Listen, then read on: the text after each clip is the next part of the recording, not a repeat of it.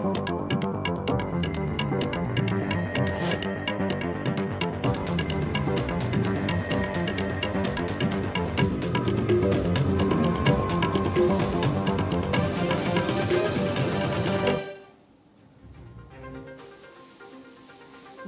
के सिद्धेश्वर मंदिर में भगदड़ का हुआ बड़ा हादसा। अचानक भगदड़ से 7 लोगों की मौत, कई घायल।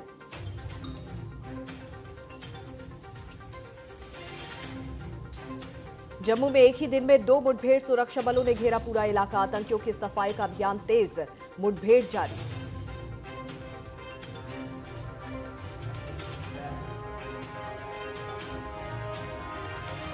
आज देश भर के अस्पतालों में बंद रहेगी ओपीडी सेवाएं। कोलकाता में डॉक्टर की हत्या के बाद फोडा का ऐलान। पश्चिम बंगाल के तमाम मेडिकल कॉलेजों में डॉक्टर्स का प्रदर्शन।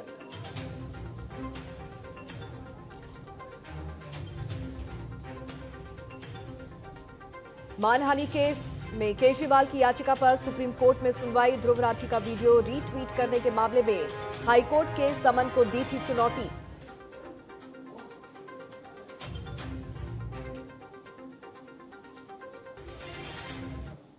नमस्कार, आप देख रहे हैं टीएनपी न्यूज। आपके साथ मैं हूं अंकिता और खबरों की शुरुआत बड़ी खबर के साथ करते हैं। बिहार से ये बड़ी खबर मिल रही है जहां पर जहानाबाद में बड़ा हादसा हो गया है। आपको बता दें कि सावन के महीने में शिव के दर्शन के लिए सैकड़ों श्रद्धालु मंदिर में पहुंचे थे और तभी अचानक भगदड़ मच गई, जिसमें 3 महिलाओं समेत 7 श्रद्धालुओं की दर्दनाक मौत हो गई और कई लोग गंभीर रूप से घायल हो गए। तो वहीं घटना की सूचना मिलते ही पुलिस मौके पर पहुंची और स्थिति को नियंत्रण में किया और करीब 35 घायल श्रद्धालुओं को इलाज के लिए अस्पताल में भर्ती करवाया गया, जबकि मृतकों के शवों को पोस्टमार्टम के लिए भेज दिया गया है। वहीं घटनास्थल पर मौजूद लोगों ने बताया कि दर्शन के लिए श्रद्धालुओं की काफी अधिक भीड़ थी।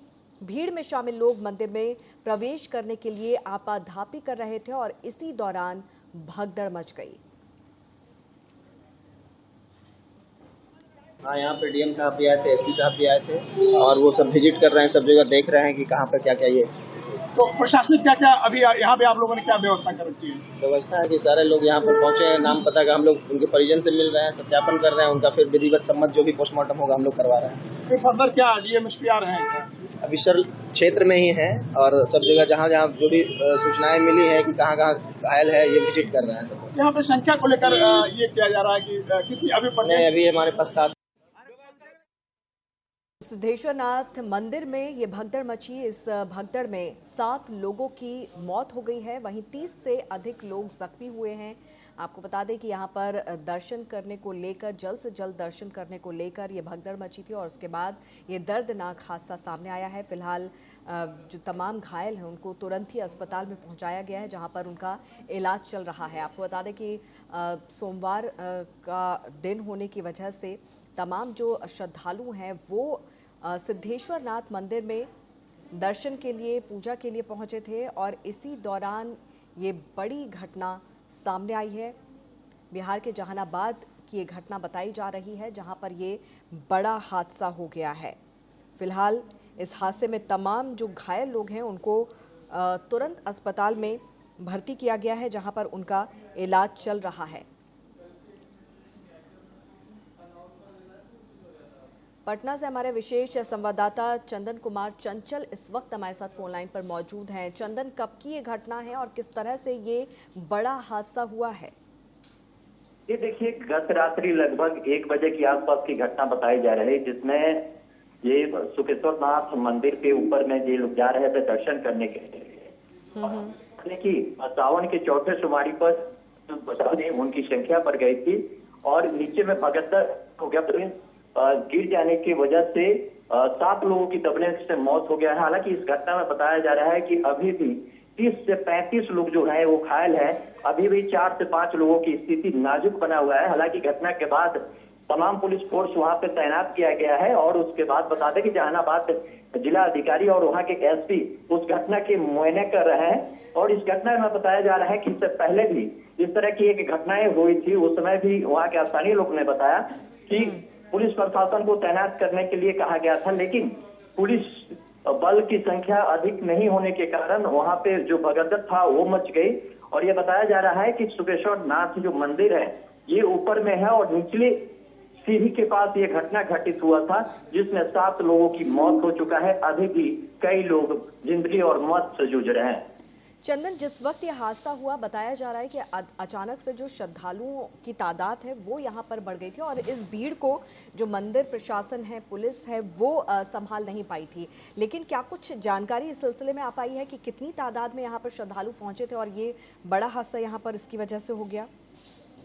देखिए, बताया जाता है कि ये काफी प्रसिद्ध जहानाबाद के ये तीर्थ स्थल है और वहाँ पे लोगों की आना जाना लगा रहता है। लेकिन सावन में काफी इसका महत्व बढ़ जाता है और यहाँ पे लाखों की संख्या में जो श्रद्धालु है वो दर्शन करने के लिए पहुंचते हैं। और ये माना जाता है कि सावन की चौथी जो सोमवारी होता है उस पे जल अर्पण करने से तुम्हारे योग खुश हो जाते हैं, जिस वजह से लोगों की संख्या है वो एकाएक बढ़ना चालू हो गया। और ये जो भीड़ था ये पर पुलिस प्रशासन अपना नियंत्रण नहीं कर पाया, जिस वजह से ये बड़ी घटना घटित हुआ है। घायलों की स्थिति के बारे में चंदन क्या कुछ अपडेट मिल पा रहा है? घायलों की स्थिति कैसी है और कितनी तादाद इनकी बताई जा रही है? देखिए, घायलों की स्थिति हमारे यहाँ वहाँ के डीएम से बात हुआ तो उन्होंने बताया कि अभी भी जो 30 से 35 लोग वो अब सदर अस्पताल में उनके इलाज चल रहा है। हालांकि वो अभी जिंदगी और मौत से जो जूझने वाले थे उसमें 3 से 4 हैं और लोगों की जो स्थिति है वो सम्मानजनक है और पुलिस प्रशासन लगातार वहाँ मॉनिटरिंग कर रही है। चलिए, नजर बना के रखिए। बहरहाल बहुत बहुत शुक्रिया इस तमाम जानकारी के लिए चंदन। और आगे बढ़ते हैं खबरों में। स्वतंत्रता दिवस से पहले जम्मू संभाग में एक ही दिन में उधमपुर और किश्तवाड़ में आतंकियों से मुठभेड़ हुई है। सुरक्षा बलों ने दोनों जगहों पर पूरे इलाके को घेर लिया है ताकि आतंकियों का सफाया किया जा सके। इसी बीच जम्मू में उपराज्यपाल मनोज सिन्हा ने कहा कि अगले 3 महीने में जम्मू संभाग से आतंकियों का सफाया कर दिया जाएगा और जंगलों में छिपे आतंकियों को मार गिराने के लिए ठोस कार्रवाई को लेकर रणनीति यहां पर तैयार की गई है और दोबारा से जंगलों में सुरक्षा बलों और भी ज्यादा तैनाती यहां पर की जा रही है। जम्मू कश्मीर से ब्यूरो चीफ निसार अहमद इस वक्त हमारे साथ फोन लाइन पर मौजूद है। निसार, कुछ दिन यहाँ पर ज़रूर इस तरह की जो घटनाएं थी वो देखने को कम मिली थी, लेकिन एक बार फिर से जम्मू के अलग अलग इलाकों में ये मुठभेड़ शुरू हो गई है। क्या कुछ रणनीति अपनाई जा रही है सुरक्षा बलों की तरफ से? देखिए अंकिता जी, अगर इस तरह से कल लगभग 48 घंटों के दरमियान ये तीन एनकाउंटर यहाँ पे स्टार्ट हुए हैं, शुरू हुए हैं। उधमपुर के बसंतगढ़ इलाके में भी एनकाउंटर स्टार्ट हुआ है, यहाँ अनंतनाग के कुकरनाग में भी एनकाउंटर चल रहा है और उधर जो खिते चिनाब है किश्तवाड़ में भी पिछले 3 दिनों से एनकाउंटर जारी है। तो अगर बात की जाए तो जिस तरह से कल जो डीजीपी कश्मीर है, जम्मू कश्मीर है, उन्होंने बाकायदा तौर पर ये प्रेस नोट के जरिए बताया है कि जहाँ पे जो ये सरहदी इलाके है वहाँ पे अभी जो मिलिटेंट्स है उनकी मौजूदगी है ज्यादातर पाकिस्तानी है, क्योंकि वो वेल ट्रेनिड है और ये भी खर्चा जाहिर किया जाता है कि इन मिलिटेंट्स में कहीं ऐसे कमांडोज पाकिस्तानी फौज के जो कुछ रेंजर्स है उनके कुछ फौजी यहाँ कश्मीर के हदूद में दाखिल हुए हैं, जो यहाँ पे जिस तरह से जो 15 अगस्त आने वाला है या यहाँ पे असेंबली इंतखाबात होने जा रहे हैं, तो उस सूरत हाल को मद्देनजर रखते हुए यहाँ पे किसी न किसी सूरत हाल पे यहाँ पे रखना डालने की कोशिश कर रहे हैं। तो इस तरह से अगर देखा जाए तो जो कोकरनाग का एनकाउंटर है वहाँ पे इस वक्त पूरी तरह से जो सूरत हाल कुछ इस तरह से बन गई है कि वहाँ पे जो फॉरेस्ट एरिया है वहाँ पे अगरचे पूरी तरह से इसको पूरे इलाके को सील ऑफ कर दिया गया है, लेकिन वहाँ पे इस तरह से जो मौजूदगी मिलिटेंट्स की है वो एक पहाड़ी क्षेत्र है, वहाँ पे जहाँ पे शुबा था फौज को कि वहाँ पे कुछ मिलिटेंट्स मौजूद हो सकते हैं, लेकिन चूंकि वहाँ पे फौज पहुंची तो वहाँ पे उन्होंने एक बार फिर लोकेशन चेंज की है और ये खर्चा किया जाता है कि उन्होंने फिर जो पहाड़ी रास्ता इख्तियार करके डोडा के हदूद में शामिल हो गए हैं, जहाँ पे इस पिछले 2-3 महीने तकरीबन उन्होंने वहाँ पे एक फौज की गश्ती पार्टी पे हमला किया था जहाँ पे 5 फौजी जवान शहीद हो गए थे। तो इस एनकाउंटर में भी कोकरनाग एनकाउंटर में भी अभी तक 2 फौजी जवान शहीद हो गए हैं, एक आम शहरी वहाँ पे हलाक हो गया है और एक फौजी जवान जख्मी हुआ है। लेकिन कुल मिलाकर अगर देखा जाए तो जो फॉरेस्ट एरिया है वहाँ पे अगर जो फौजी एहलकार है, फौजी जो कंपनीज होती है उनको काफी हद तक जो चैलेंजेस का सामना भी करना पड़ता है। है। लेकिन जिस तरह से अगर देखा जाए तो सूरत हाल इस वक्त पूरी तरह से बदल गई है। पूरी तरह से अब जो आतंकी संगठन है जम्मू कश्मीर में, उन्होंने एक बार फिर यहाँ पे अपने जो पर है वसी किए हैं, उन्होंने अपना जो जाल है यहाँ पे वसी किया है। क्योंकि पहले कश्मीर खिते में ये एनकाउंटर पेश होते थे, लेकिन अब जम्मू के साथ साथ जो चिनाब वैली है वहाँ पे भी एनकाउंटर बड़ी तादाद में पेश आने लगे हैं। और ये बात बिल्कुल वाज़िया तौर पर क्लियर हो गई है, क्योंकि एलजी लेफ्टिनेंट गवर्नर ने भी ये बताया, और जो RR सुवैन है जो जम्मू कश्मीर के DGP है, उन्होंने भी ये बताया कि जो यहाँ पे मिलिटेंट्स इस वक्त मौजूद है वो लोकल्स नहीं है, उनकी तादाद ज़्यादा यहाँ पे जो फॉरेनर्स है जिनका ताल्लुक पाकिस्तान से है। और ये भी बताया जाता है कि जो पाकिस्तान के रेंजर्स है, जो उनके फौजी है, उनके भी कुछ एहलकार यहाँ कश्मीर में आए हैं, जो यहाँ 15 अगस्त के पेश नज़र और यहाँ पे असेंबली इंतखाबात के पेश नज़र कोई ना कोई बड़ा अटैक करने की कोशिश कर रहे हैं। जी चलिए निसार, तो आप नजर बना के रखिए। बहरहाल बहुत बहुत शुक्रिया इस तमाम जानकारी के लिए।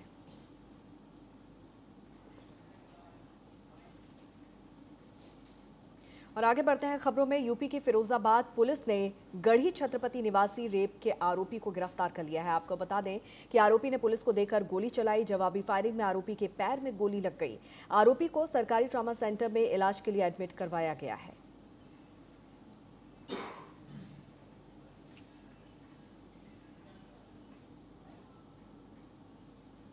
वहीं यूपी के संभल से कांग्रेस नेता पर हमला होने की खबर सामने आ रही है। हमले में नेता के पुत्र भी घायल हो गए हैं। आपको बता दें कि कांग्रेस नेता ने किराएदार पर आरोप लगाते हुए केस दर्ज करवाया है। तो वहीं पुलिस ने रिपोर्ट के आधार पर आरोपी किराएदार और उसके पुत्र को हिरासत में ले लिया है। थाना कोतवाली संभल में अशरफ पुत्र अब्दुल रशीद निवासी लालीसराय थाना नखासा द्वारा सूचना दर्ज कराई गई कि उनके निकट संबंधी सत्तार और उनके पुत्रों द्वारा उनके साथ दुकान की किराएदारी को लेकर मारपीट की घटना कारित की, जिससे उनके साधारण चोटें आईं। वादी द्वारा दी गई तहरीर के आधार पर अभियोग पंजीकृत लिया गया है एवं उसका मेडिकल कराया जा रहा है। इस प्रकरण में आरोपी अनस एवं सत्तार को हिरासत में ले लिया गया है। मौके पर शांति व्यवस्था कायम है। साक्ष्य के आधार पर अग्रिम विधि कार्रवाई की जा रही है। आज दोपहर थाना कोतवाली संभल में अशरफ पुत्र अब्दुल रशीद निवासी लालीसराय थाना नखासा द्वारा सूचना दर्ज कराई गई कि उनके निकट संबंधी सत्तार और उनके पुत्रों द्वारा उनके साथ दुकान की किराएदारी को लेकर मारपीट की घटना कारित की, जिससे उनके साधारण चोटें आईं। यूपी के मुख्यमंत्री योगी आदित्यनाथ ने राष्ट्रीय शिक्षा नीति के कार्यान्वयन के संबंध में अधिकारियों के साथ बैठक की। आपको बता दें कि इस बैठक में बेसिक माध्यमिक, उच्च प्राविधिक, व्यावसायिक, कृषि और चिकित्सा शिक्षा विभाग के प्रमुख सचिवों ने अपने अपने विभागों की प्रगति मुख्यमंत्री को बताई। साथ ही बैठक में सीएम योगी ने सचिवों को कई दिशा निर्देश दिए।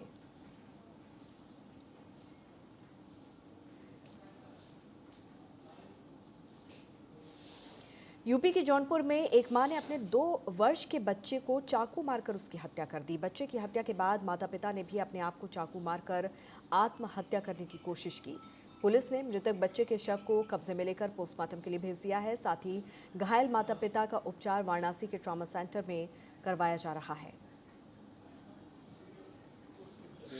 मौजा भंजूपट्टी में प्रदुमन गौतम के घर एक बच्चे की उम्र करीब 2 वर्ष को उसकी खुद की मां ने चाकू से गले पर वार कर घायल कर दिया। इस सूचना पर नेवड़िया पुलिस मौके पर पहुंची तो मौके पर पाया गया कि एक बच्चा उम्र करीब 2 वर्ष जिसकी गले पर चाकू के निशान थे, मृत अवस्था में चारपाई पर पड़ा था तथा काफ़ी रक्तस्राव था तथा बच्चे के पिता प्रदुमन, बच्चे की मां वंदना देवी, जिसने खुद को चाकू से अपने आप को घायल कर लिया है।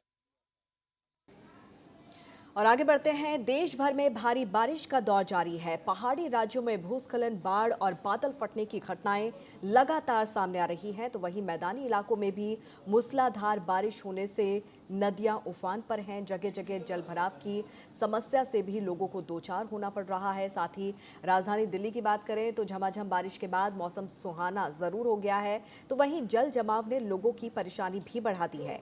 दिल्ली एनसीआर के कई इलाकों में जल जमाव के चलते लोगों को भारी जाम का भी सामना करना पड़ा। दिल्ली एनसीआर में बारिश के कारण सड़कें जलमग्न होने की वजह से लोग घंटों तक जाम में फंसे रहे। इस बीच मौसम विभाग ने दिल्ली में 12 से 15 अगस्त के बीच तेज बारिश का अलर्ट भी जारी किया है।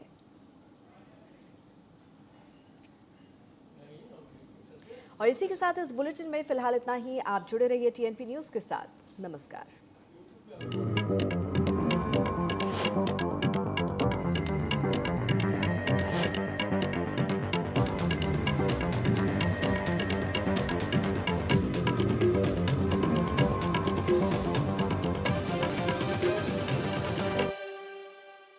शिक्षकों को हमारी तरफ से बहुत बहुत हार्दिक